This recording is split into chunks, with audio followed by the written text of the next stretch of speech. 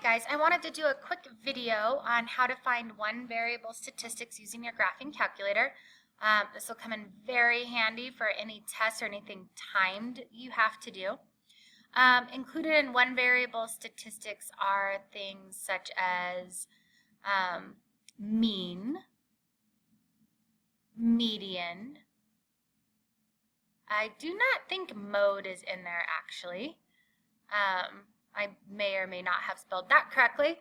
Not mean, median, and mode, but mean, median, standard deviation, the average distance from the mean, standard deviation, a ton of other things. You guys remember making box and whiskers plots? Well, everything you need to make it is there. The minimum, the first quartile, the median, the third quartile, the maximum. Okay. Let's see what else. We also have the number of numbers you put in, the count, I guess we could call that, the number of numbers / the count of the data, so you can double check really quickly if you had everything in there. Oh, I ran out of room. Sorry. Of data. Count of the data. All right, so let's get started. Let's make up some numbers here.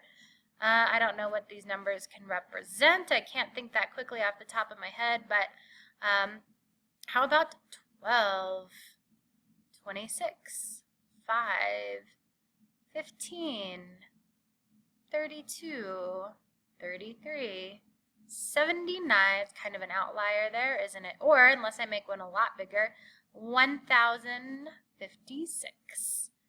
Okay, so here's my data, and the reason we call this one variable statistics up here, one variable, is because we don't have a table, we don't have an X and Y, we just have one set of numbers, right? We just have one part of a table, that's all. We're not trying to find the correlation coefficient. We're not trying to do any of that.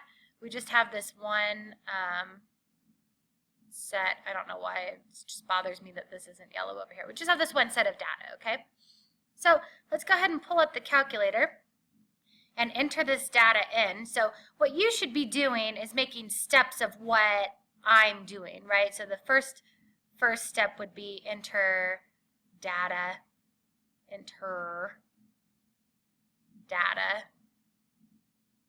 into list. Okay, and that's as far as I'm going to go. I'm going to need you to write down what I do, and if that includes pausing it, okay, then you need to do that. And I'll try to say 1, do this, 2, do this, but I'd rather just play around on the calculator for you. So let me see if I can move it a little bit. So the first, enter in the data. And then if you don't remember how to do that, now would be a good time to also write that down. So if you remember, or if you don't, you go stat, and then edit, which is just enter, it's number 1, and that brings up our lists, okay? So we're gonna enter the data in. I have 12, and then enter, and then 26, enter, 5, enter, 15, enter, 32, enter, 33, enter, 79, enter, and 1056, enter. Yep. That's all my pieces of data. Now the next step I'm going to do is I'm going to go back into stat, and I'm going to right arrow over to calc, right? And look, I named this one variable statistics, and it's right there. It's number 1, one variable statistics. So you can either hit number 1 or just hit enter since you're already there. Cool. And this is the old type of calculator. In the new type of calculator, it brings up something and it asks you to put in your lists. Here I have to know what to put in. So in case you're using a yellow calculator on the SAT, this is what you're going to want to do, all right? You hit parenthesis, and then I think I did list 1 and list 2. So I do second 1, gives me list 1. Oh, not list 1 and list 2, just list 1, right? I just need 1. I was thinking of 2 variable statistics. For 1 variable statistic, I just need to say I put these statistics into list number 1 right here, okay? For 2 variable statistics, I would have put comma and then the other list, but let's go ahead. Cool, look, it gave me everything. So here's some things you need to write down. This X with the bar on top of it, and we literally call that X bar, is the mean. And so you're going to write down over here. So hopefully you have all of this stuff written down that I didn't write down about how to do this, right?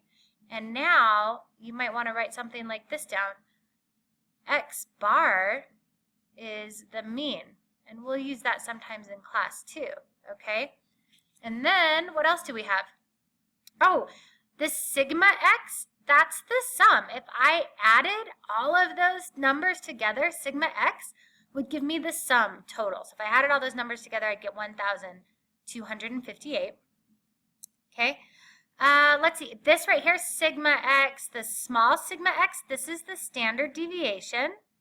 Okay, so the standard deviation here is 340. That's the average distance that those numbers are from 157.25, our mean.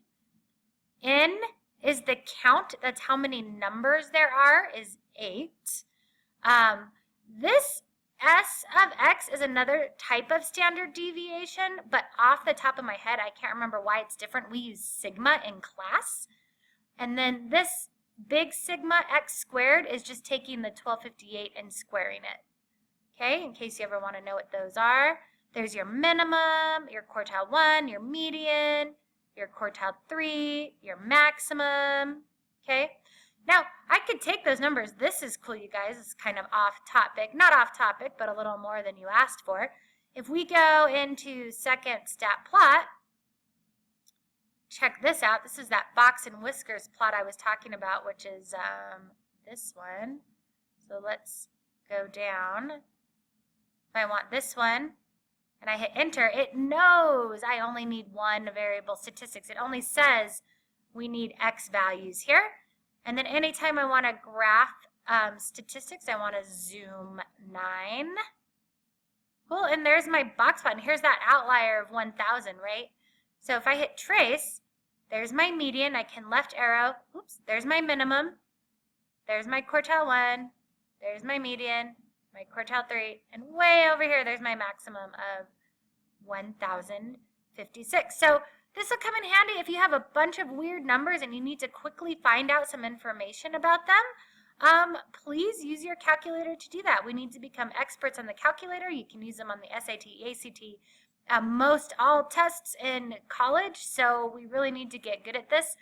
And some of you have something on your phone, and it may be better because you can use your fingers and mess around with the graphs, but they won't let you use that on those high-stake tests, but they will let you use these TIs, so we need to get really good at using the TIs. Please let me know if you have any questions, and I hope you wrote down everything that I didn't actually say.